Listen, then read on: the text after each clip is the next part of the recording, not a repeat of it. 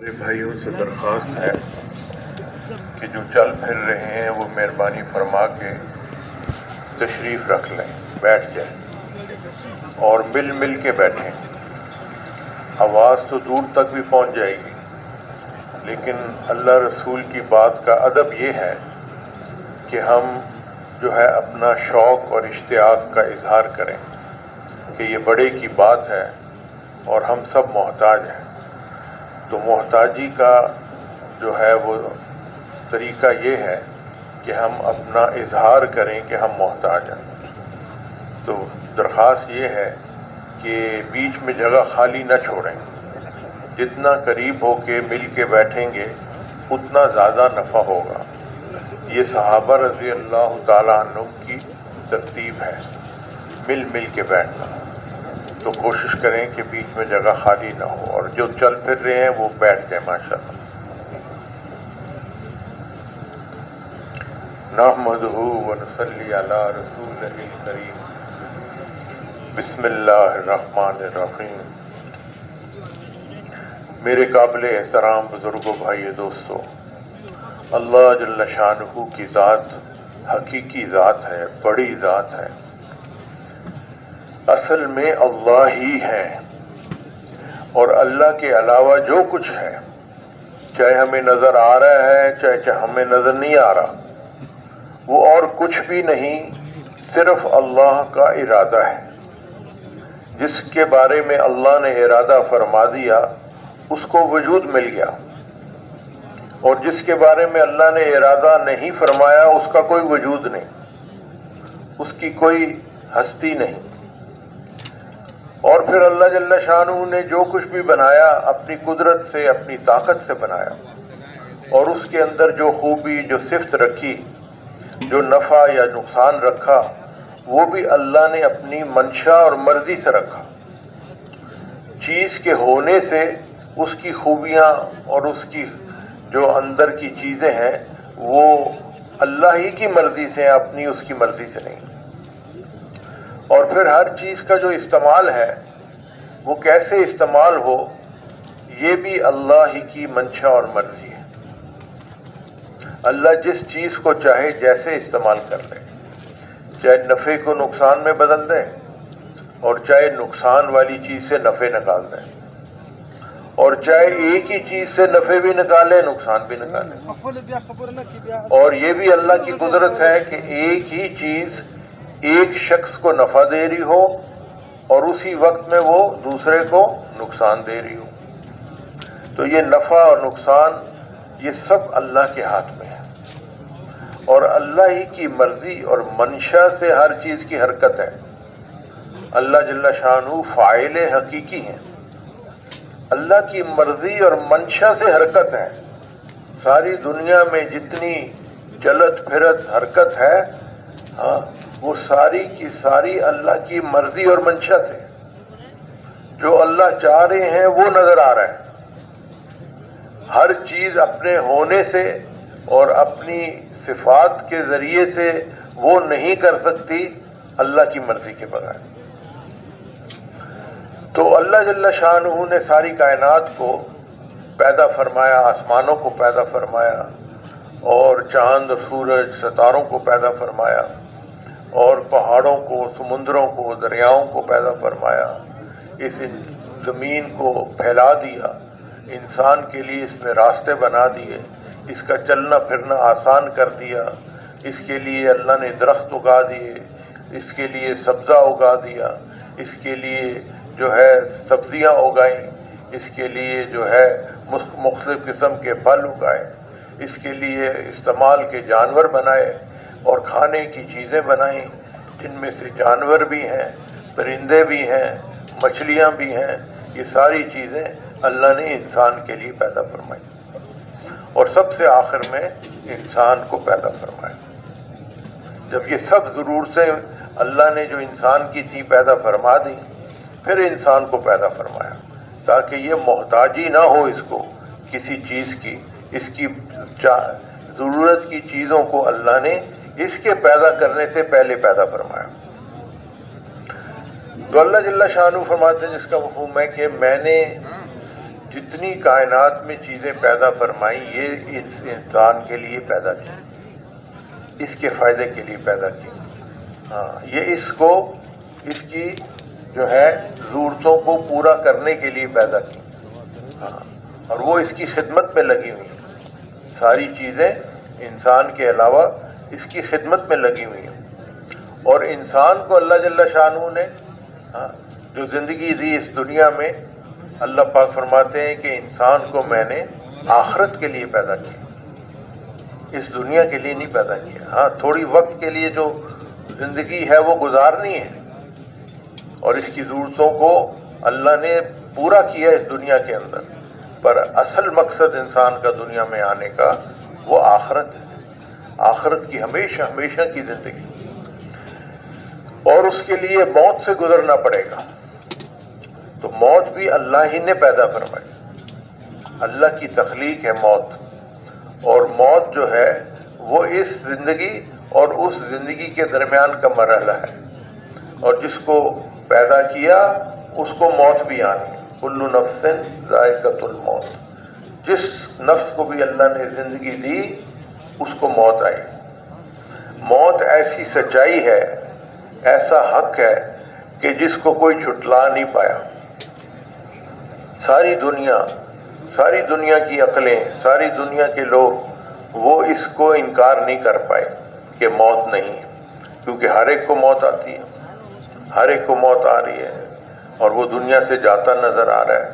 کوئی بھی مائی کا لال دنیا میں یہ کہہ کے نہیں رہا کہ میں تو یہیں رہوں گا، میں نہیں مروں گا. اس کو موت آئی.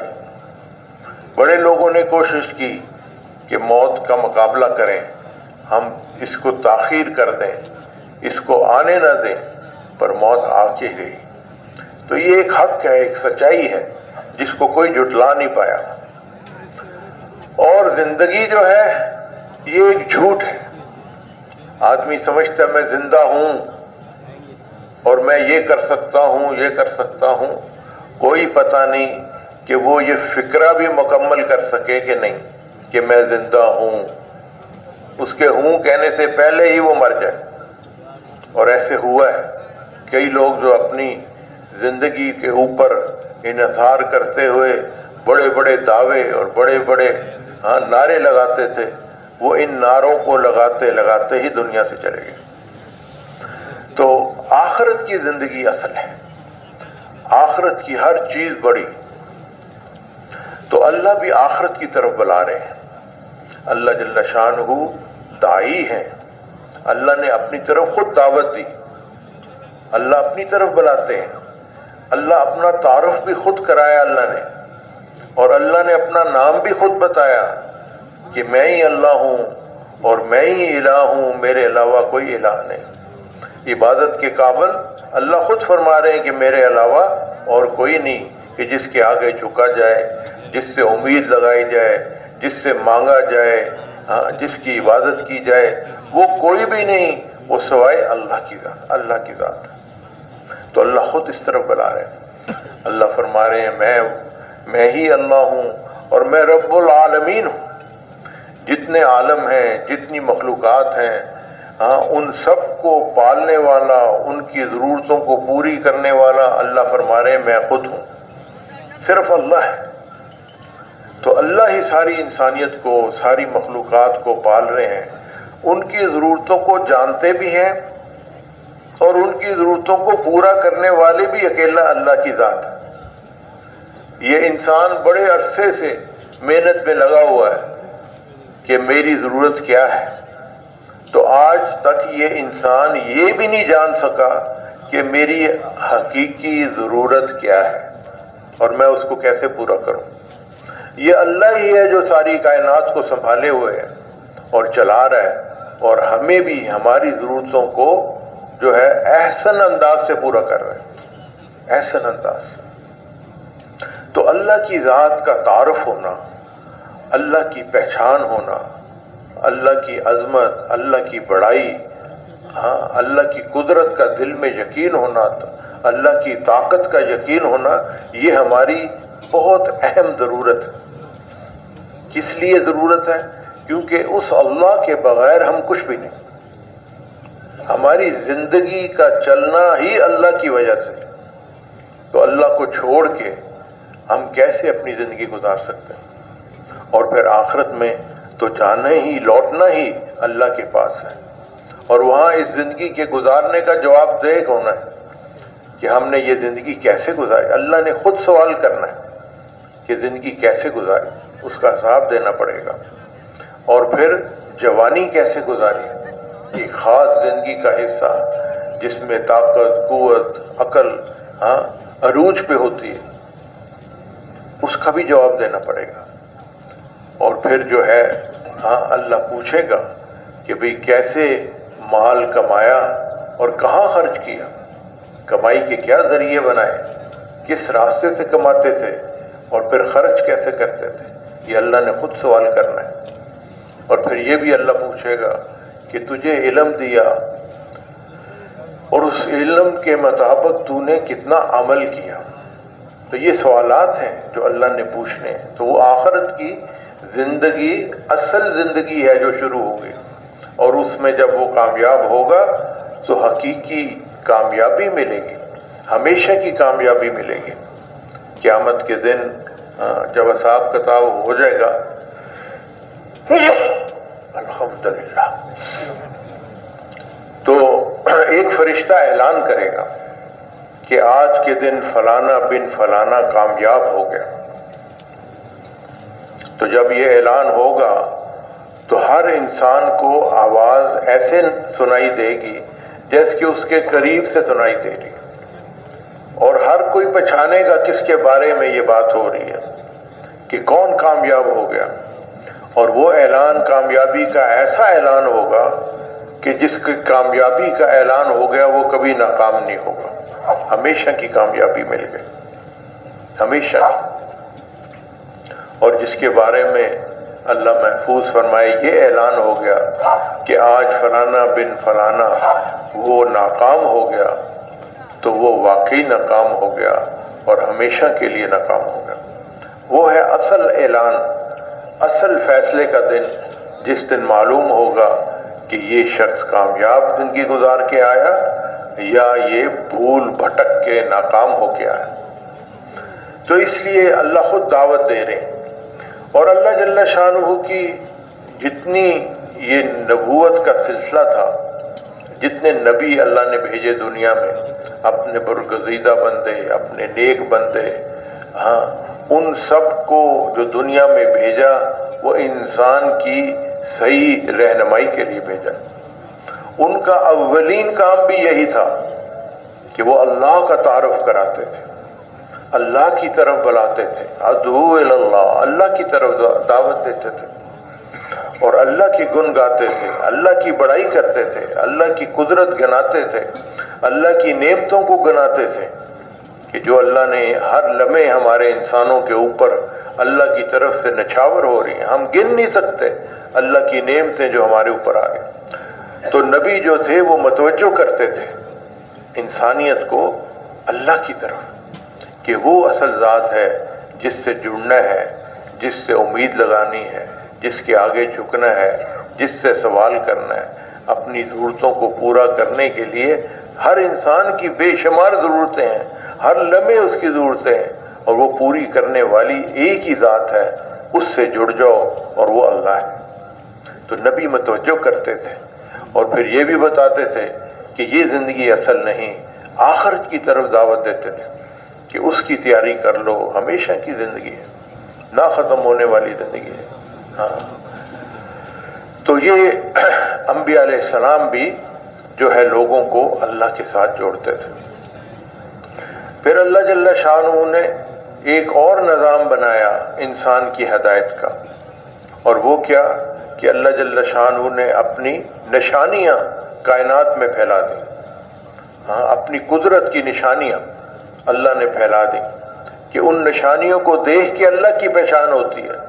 ان نشانیوں پہ غور کر کے آدمی اللہ کی قدرت کو پہچانتا ہے اور اللہ کے سامنے جھکتا ہے اور اللہ سے جڑتا ہے اور اللہ کی محبت اس کے دل میں آتی ہے، اللہ کی بڑائی اس کے دل میں جمتی ہے.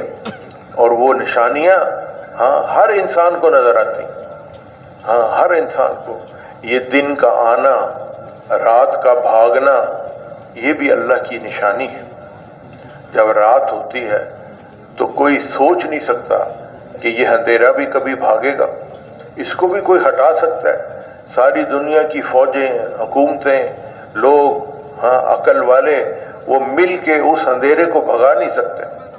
وہ چھا جاتا ہے، چھایا ہوا نظر آتا ہے، ہر چیز کے اندر گھسا ہوا نظر آتا ہے، پر کون ہے وہ ذات جو اس اندھیرے کو بھی بھگا دیتی اور روشنی آ جاتی ہے؟ تو یہ روشنی کا نظام یہ اللہ کے ہاتھ میں ہے۔ اور جب دن آتا ہے تو یہ کوئی سوچ نہیں سکتا کہ یہ روشنی بھی کبھی ہٹائے گا کوئی، کبھی اندھیرا بھی چھائے گا، ہاں تو یہ اللہ ہی کر رہے ہیں۔ پر کیونکہ اللہ روز کر رہے ہیں اس لیے اس کا اثر ہمارے دل پہ نہیں آتا کہ بھی رات آئی ہے تو دن بھی آ جائے گا، دن آیا ہوا ہے تو رات بھی آ جائے گی۔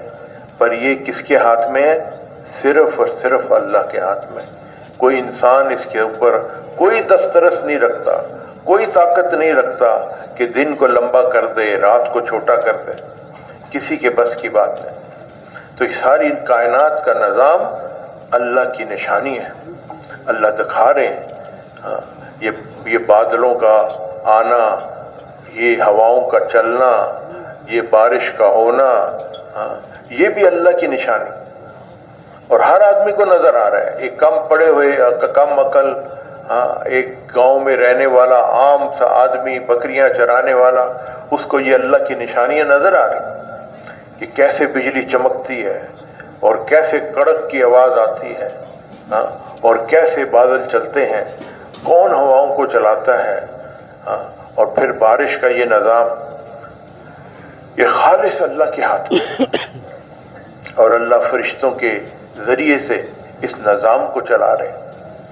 اس نظام کو ابھی انسان کو معلوم ہوا، پہلے وہ گنتا تھا کہ یہ دریا بڑا، یہ اس سے بڑا اور یہ سب سے بڑا، تو انہوں نے اپنے حساب سے بڑے دریاؤں کے نام لکھے کہ یہ سب سے بڑا دریا ہے دنیا میں۔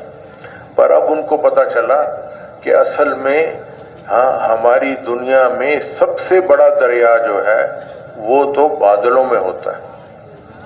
ساری دریاؤں سے زیادہ پانی اس بادل میں ہوتا ہے جو برسنے والا، اور ایسے بادل بھی ہوتے ہیں جن کے اندر اتنا پانی ہوتا ہے، اتنا پانی، اور آپ نے تو اس کا مشاہدہ بھی کیا کہ ایک لمحے میں، ایک دن میں اللہ چاہے تو کتنی بارش کر سکتا ہے اور کتنا پانی اس بادلوں میں سے نکل سکتا ہے۔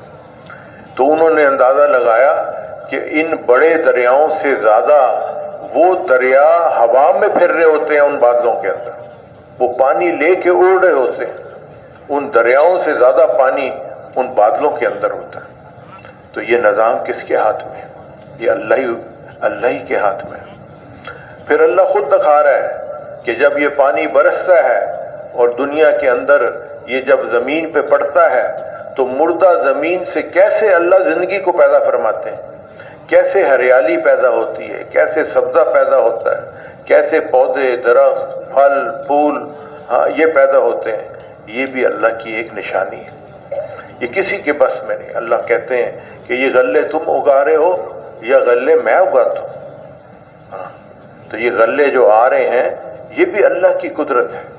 اللہ ہماری سہولت کے لیے، ہماری ضرورت کو پورا کرنے کے لیے ہاں بنجر زمین سے جو ہے ہمارے لیے غلے نکال دیتا ہے، ہاں اور اس زمین کے سینے کو پھاڑ کے وہ پودا بار آتا ہے، پھر اس کو اللہ طاقت دیتا ہے، پھر وہ کھڑا ہوتا ہے، پھر اس میں سٹے لگتے ہیں، پھر اس میں دانے آتے ہیں، پھر ایک ایک شاخ پہ کئی سٹے اور ہر سٹے میں کتنے دانے۔ یہ کون بنا رہا ہے؟ یہ اللہ بنا رہے ہیں۔ کوئی انسان بنا سکتا ہے؟ تو اللہ دکھا رہے ہیں۔ جب ہم غور کریں، ایمان کی نگاہ سے دیکھیں، یقین کی نگاہ سے دیکھیں، تو ہر چیز پہ نگاہ پڑے وہ ہمیں اللہ تک لے جائے گی، اللہ تک لے جائے گی کہ میرے اللہ نے یہ بنایا، میرے اللہ نے یوں کیا، میرا اللہ یہ کر رہا ہے۔ تو یہ ساری نشانی ہے۔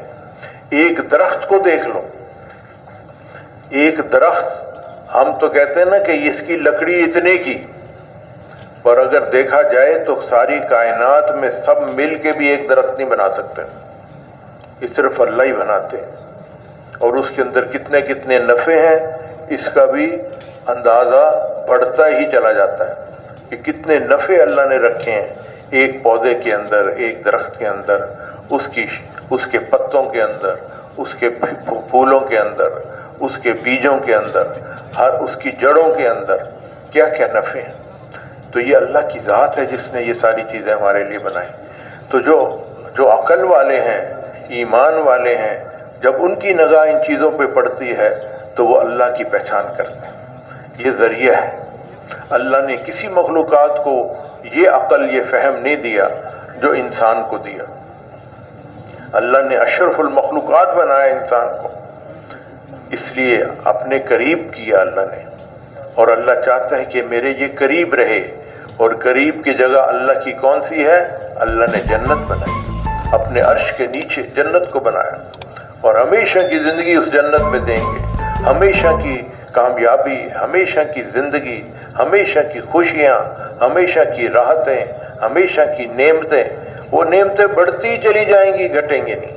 ہاں، اللہ خوش کر دیں گے ہر انسان کو جو اللہ کی خوشنودی کے لیے یہ زندگی گزارے گا۔ تو یہ اللہ نے نظام بنایا۔ ایک وقت ایسا تھا جب ساری روحوں کو اللہ نے اکٹھا فرمایا، اور ان روحوں سے اللہ نے عہد لیا، پوچھا، سوال کیا کہ بتاؤ کیا میں ہی تمہارا رب نہیں؟ تو اللہ نے ہم سب روحوں کو اس وقت یہ فہم دیا، کیونکہ اس وقت کوئی اسباب سامنے نہیں تھے، کوئی ذریعہ سامنے نہیں تھا، کوئی سبب نظر نہیں آ رہا تھا ہمارے پلنے کا، صرف اللہ کی ذات تھی جو سامنے تھی، اور اللہ سوال کر رہے تھے۔ تو ہم سب نے کیا جواب دیا؟ بلا، بے شک، بے شک، کوئی شک نہیں کہ آپ ہی ہمارے رب ہیں، ہماری تمام ضرورتوں کو پورا کرنے والے آپ ہیں۔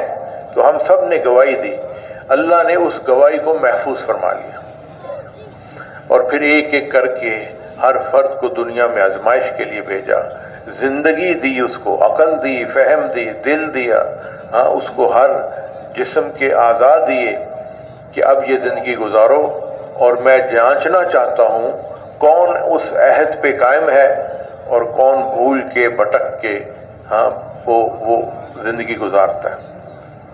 تو کسی کو تھوڑا، کسی کو زیادہ وقت، پر اس کی آزمائش یہی ہے کہ بھئی وہ اسباب میں لگ کے اللہ کو بھول جاتا ہے، یہ اللہ کو یاد رکھتا ہے کہ اللہ ہی میرا رب ہے، اللہ ہی میری ضرورتیں پوری کرنے والا ہے۔ تو ہر انسان پہ ہر روز، ہر لمحے آزمائش ہو رہی ہے، اس کے سامنے اسباب ہیں، کہیں پانی سے پیاس بجھتی نظر آ رہی ہے، کہیں کھانے سے بھوک مٹتی نظر آ رہی ہے، کہیں جو ہے اور دنیا کی چیزوں سے کام بنتے نظر آ رہے ہیں، زمین سے غلے نکلتے نظر آ رہے ہیں۔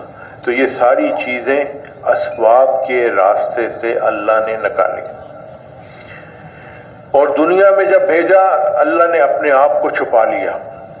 اللہ ہر چیز کو دیکھ سکتے ہیں، پر اللہ کو کوئی نہیں دیکھ سکتا۔ اللہ نے اپنے آپ کو چھپا لیا، اور سامنے کیا کر دیا؟ یہ دھوکے کا گھر، دنیا دھوکے کا گھر ہے، ہر چیز میں دھوکہ ہے، ہر چیز میں دھوکہ ہے، اور نظر کچھ آ رہا ہے، حقیقت کچھ اور ہے۔ غلے زمین سے نکلتے نظر آ رہے ہیں، اور اللہ فرما رہے ہیں یہ تو میں نکالتا ہوں۔ اب ماننا کس کو ہے؟ یہ آزمائش ہے کہ ہم دھوکے میں پھنس کے اسباب سے ہونے کا یقین لے کے دنیا سے چلے جائیں گے، یا ان چیزوں کو دیکھ کے بھی ہم اس سبق کو یاد رکھیں گے، لا الہ الا اللہ، کہ ان مخلوق میں کوئی چیز ایسی نہیں کہ جو جس کے ہاتھ میں کچھ ہو، ایک ہی الہ ہے، وہ اللہ کی ذات ہے۔ ہم نے کسی سے ہونے کا یقین نہیں کرنا، ہم نے کسی سے جو ہے مانگنا نہیں، کسی سے امید نہیں لگانی، کسی کے آگے جھکنا نہیں، کسی کو عبادت کہتے ہیں کہ کسی کی خوشنودی کے لیے کوئی عمل کرنا کہ وہ خوش ہو جائے، کیونکہ اس سے نفع ہے اور فائدہ ہے۔ تو فائدہ حاصل کرنا صرف اللہ ہی کے ذریعے ہو کسی دنیا کی چیز سے نہ ہو. یہ ہے صحیح یقین. تو یہ یقین اللہ نے ساتھ دے دیا آزمائش کے لیے. لا الہ الا اللہ کہ مخلوق کے اوپر جھاڑو پھیر دو، مخلوق سے جیوں کو ہٹا لو، مخلوق کے اوپر سے نگاہوں کو ہٹا لو. ان کے ہاتھ میں کچھ بھی نہیں، کچھ بھی نہیں، شک بھی نہ ہو کہ ان سے کچھ ہوتا ہے. الا اللہ، اللہ ہی ہے کرنے والے، اللہ کے علاوہ اور کوئی بھی کرنے والا نہیں. تو جو ہوتا نظر آ رہا ہے، ہاں ہماری تربیت، ہمارا سبق کیا ہے کہ اس کی نفی کریں. اس سے نہیں ہو رہا. سورج سے روشنی ملتی نظر آ رہی ہے، اس سے نہیں ہو رہا، اللہ سے ہو رہا. تو یہ یقین بیٹھتا چلا جائے. اس یہ کیسے ہوگا کہ جب ہم ایمان کی نگاہ سے اللہ کی قدرت کو دیکھیں گے. جو ماننے والا ہوگا، جس کے دل میں ہاں اللہ پاک ہدایت کو بھر دیں گے، نور کو بھر دیں گے، جس سے اس کو نظر آئے گا، ہاں حق نظر آئے گا، وہ تو کامیاب ہو جائے گا. اور جو اس ہدایت سے، اس نور سے، دل کے نور سے محروم ہو گیا، تو پھر وہ اس دنیا کی آنکھوں سے دھوکے دیکھے گا اور دھوکوں میں پھنس جائے گا. ایسے دھوکے اللہ نے بنائے، یہ اللہ ہی نے بنائے، آزمائش کے لیے بنائے کہ ایک دھوکے کا چھلکا اتاریں تو اندر اور دھوکا چھپا ہوا ہے. اگر اس کو کھرچ کے اتاریں تو اندر اور دھوکے چھپے ہوئے ہیں. تو یہ دھوکے ہی دھوکے ہیں. جو اسباب اور دنیا کی لائن میں پھنس گیا، وہ دھوکوں میں پھنس گیا اور ہلاک ہو گیا. وہ لگے گا اس کو کہ میں کامیاب ہو رہا ہوں، وہ لگے گا میرے پاس مال ہے، اس کو لگے گا میرے پاس حکومت ہے، اس کو لگے گا میرے پاس اکثریت ہے، اس کو لگے گا میرے پاس اسلحہ ہے، اس کو لگے گا میری پاس فوج ہے، پر وہ دھوکوں میں پھنس چکا ہے. ہاں تو وہ جب تک دل کا نور نہیں آئے گا، جب تک ہدایت نہیں آئے گی، اس کو سمجھ نہیں آ سکتی، اس کو نظر نہیں آئے گا. تو دھوکوں میں پھنس جائیں گے لوگ. تو یہ نور کہاں سے آتا ہے؟ یہ ہدایت کہاں سے آتی ہے؟ یہ کسی انسان، کسی جن، کسی فرشتے کے ہاتھ میں نہیں، کسی نبی کے ہاتھ میں نہیں کہ ہدایت کو اتار سکے. یہ ہدایت اللہ کے خزانوں سے آتی ہے، اللہ کی مرضی سے آتی ہے. اور یہ دلوں کا نور ہے جو دل پہ اترتا ہے. اور جس طرح آنکھوں کو نظر باہر کی روشنی کی وجہ سے نظر آتا ہے، چاہے آنکھ ٹھیک بھی ہو، باہر کی روشنی نہ ہو، اس کو نظر نہیں آئے گا، دھوکہ لگ جائے گا، دھوکہ لگ جائے گا. یہ رسی کو سانپ اور سانپ کو رسی سمجھے گا اگر باہر کی روشنی نہ ہو. اور اسی طرح دل تو ہے، پر جب دل میں روشنی اور نور نہ ہو تو دل بھی نہیں دیکھ سکتا. یہ بھی دھوکہ کھا جاتا ہے. نظر کچھ آ رہا ہوگا تو یہ اس کے دھوکے میں پھنس جائے گا. پر اگر دل کی حقیقت نور کی حاصل ہو جائے تو پھر اس کو حقیقت بھی سمجھ آئے گی کہ یہ جو نظر آ رہا ہے یہ اصل نہیں، اصل تو وہ اللہ ہے جو کر رہے ہیں. یہ قدرت ہے اللہ کی جو پیچھے ہے، جس کے ذریعے سے یہ سب کچھ ہو رہا ہے. وہ جتنا پھر اس پہ غور کرتا چلا جائے گا، اس پہ فکر اور اپنی نگاہ کو، اپنی ایمان کو جتنا اس پہ اور آگے بڑھائے گا، اور اس کا یقین پکا ہوتا چلا جائے گا، اور پکا ہوتا چلا جائے گا.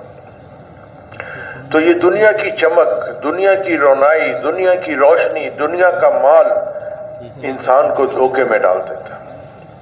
تو اس کا واقعہ بھی اللہ نے بتایا. اللہ نے اپنے قرآن عظیم میں ہماری رہنمائی کے لیے وہ دھوکے جو اللہ نے بنائے اور جن میں لوگ پھنسے، اللہ نے اس کا ذکر بھی کر دیا کہ ہر دفعہ انسان انہی دھوکوں میں پھنستا ہے، کیونکہ فطرت ہے انسانی، تو وہ انہی دھوکوں میں پھنسے گا.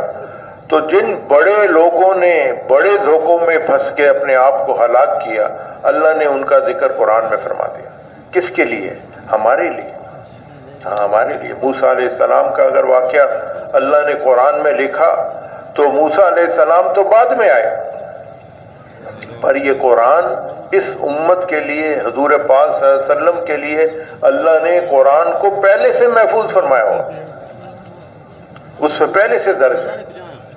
اب وہ واقعہ ہماری عبرت کے لیے ہے کہ جب قارون جو ہے وہ بنی اسرائیل کے سامنے سے اپنی تمام رونائیوں اور مال کے ساتھ اور مال کی پونجیوں کے ساتھ گزرتا تھا تو سارے ہش ہش کر اٹھتے تھے. بنی اسرائیل انسان ہے نا بیچارہ، وہ جب دیکھتا ہے تو چمک کو دیکھ کے اس کی آنکھیں بھی پھٹ جاتی. تو جب وہ گزرتا تو وہ ہش ہش کرتے کہ کاش یہ مال ہمارے پاس بھی ہو، کاش یہ چیزیں ہمارے پاس بھی ہو. تو وہ بڑی شان اور شوکت کے ساتھ وہ گزرتا تھا، اور وہ بنی اسرائیل کے لوگ جو ہے وہ دھوکے میں پھنس جاتے. تو اس نے اپنی اس طاقت میں، گھمنڈ میں اور مال میں جو موسیٰ علیہ السلام کے خلاف چال چلی اور ان کے خلاف جو ہے ایک جو ہے سلسلہ بنایا کہ کیسے ایک عورت کو پیسے دیے کہ وہ تہمت لگائے موسیٰ علیہ السلام کے اوپر. تو جب اس نے تہمت لگائی، موسیٰ علیہ السلام نے پوچھا تو یہ دور کھڑا دیکھ رہا کہ بس اب میرا جو دشمن ہے، اب میں نے موسیٰ کو علیہ السلام کو زیر کر لیا، میں نے ایسی چال چلائی ہے، میں نے ایسا جال پھینکا ہے کہ اب یہ اس میں پھنس گیا. کہ وہ عورت نے سب مجمع کے سامنے کہہ دیا کہ انہوں نے میرے ساتھ بدفعلی کی ہے. تو موسیٰ علیہ السلام کو غصہ تھا کہ یہ جھوٹ ہے، بہتان ہے. تو انہوں نے اس عورت سے پوچھا کہ سچ بتا دو کہ کیا بات ہے، حق سچی بات کیا ہے. تو وہ ڈر گئی. اس نے کہا کہ اصل میں مجھے تو پیسے دیے گئے کہ میں آ کے آپ کے منہ پہ یہ بات کہہ دوں. تو موسیٰ علیہ السلام نے، نبی ہمیشہ اپنے قوت پہ، اپنی صلاحیتوں پہ انحصار نہیں کرتے. ہر موقع پہ وہ ان کا رخ اللہ ہی کی طرف جاتا. تو اس موقع پہ بھی یوں سنا کہ موسیٰ علیہ السلام وہ اللہ کے سامنے سجدہ ریز ہوئے، اللہ سے دعا کی. ہاں، اور کیا فرمایا کہ اے اللہ، اتنا بڑا بہتان، اتنی دشمنی میرے ساتھ، ہاں، کہ میرے پہ اتنا بڑا الزام اس نے لگا دیا، تو اے اللہ تو اس کو پکڑ. ہاں، اس کے لیے بد دعا کی. تو اللہ جل شانہ نے فرمایا کہ موسیٰ، یہ زمین میں تیرے ہاتھ میں کرتا ہوں، جو تو اس کو کہے گا وہ تیرے لیے کرے گا. تو موسیٰ علیہ السلام نے زمین کو کہا اس کو پکڑ لے. تو وہ کھڑا تھا دور، تو زمین نے اس کے پاؤں پکڑ لی. تو وہ وہیں سے بولا، موسیٰ مجھے چھوڑ، یہ کیوں پکڑا ہے؟ ہاں. تو موسیٰ علیہ السلام کو اور غصہ تھا، تو وہ اور پکڑا، تو گھٹنوں تک زمین نے پکڑ لیا، دھنس گیا. پھر اور چیخا، تو موسیٰ علیہ السلام نے اور فرمایا اور پکڑ، تو وہ اس کی گردن تک آ گئی. یوں بھی سنا کہ جب گردن تک پھنس گیا، زمین کے اندر دھس گیا اور زمین نے اس کو جکڑ لیا، تو وہ بولا کہ اے موسیٰ، کیا تو وہ مال جو میرے پاس ہے، تو اس لیے مجھے پکڑ رہا ہے کہ وہ مال تیرے پاس چلا جائے، تو وہ مال لے لے. تو موسیٰ علیہ السلام نے دعا کی کہ اے اللہ، یہ تو اس مال کا تانا دے رہا ہے، ہاں، جو اس کے پاس ہے. تو اے اللہ، وہ مال سارا کا سارا اکٹھا کر کے اس کے سر پہ رکھ اور اس مال کے سمیت اس کو زمین میں دھنس. تو وہ سارا اس کا مال، جس کی کنجیاں اتنی تھیں کہ اس کو اٹھانے کے لیے ایک مضبوط جماعت ہوتی تھی، اتنا مال تھا، اتنے خزانے تھے، ہاں، اتنے اس کی وہ جگہیں تھی جہاں پہ اس نے مال رکھا ہوا تھا، جس کی چابیاں اتنی تھی کہ اٹھانا مشکل تھا. تو وہ سارا مال اللہ نے اٹھا کے اس کے سر پہ رکھا اور وہ اس مال کے ساتھ زمین کے اندر دھس گیا. اب بنی اسرائیل بھی سبسکرائب اور لائک کرنا نہ بھولیں تاکہ